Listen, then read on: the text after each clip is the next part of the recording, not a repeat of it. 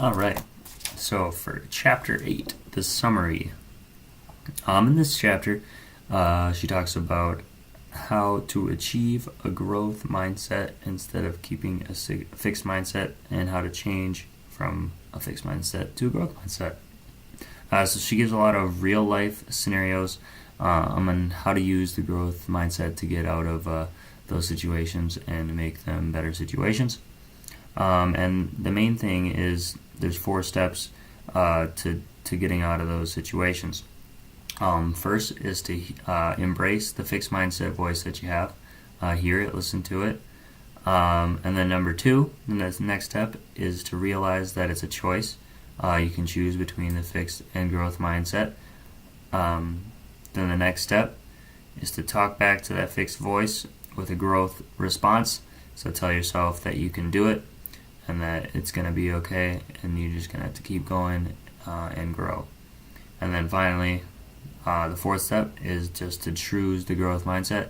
Even when it gets tough and you want to go back into your old ways of having the fixed mindset, choose the growth mindset and really make a conscious effort to choose that.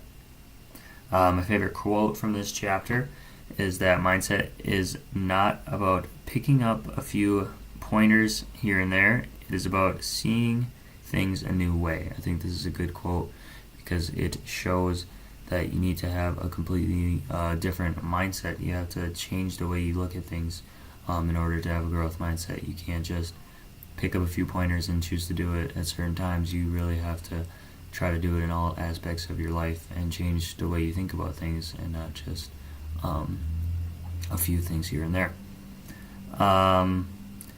And then for the question about how to get organization out of funk, the organization that I would choose to be in charge of, I guess, would be probably like the sales, ticket sales department of maybe the Brewers or the Bucks.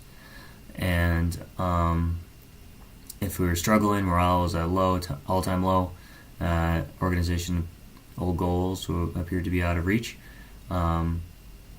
The way I would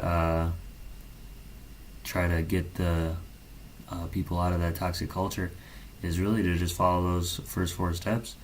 Tell them that I know things are going bad right now, but we can do 1 of 2 things. We can either try to improve every day and get back on track and get to where we need to be, look at what we need to do better and do those things better, or we can just continue to do bad and then we're all going to be fired. So it's the choice that you gotta make within yourself. If you want to grow and do better, then you can stay with us, but if not, then you're kind of out of luck.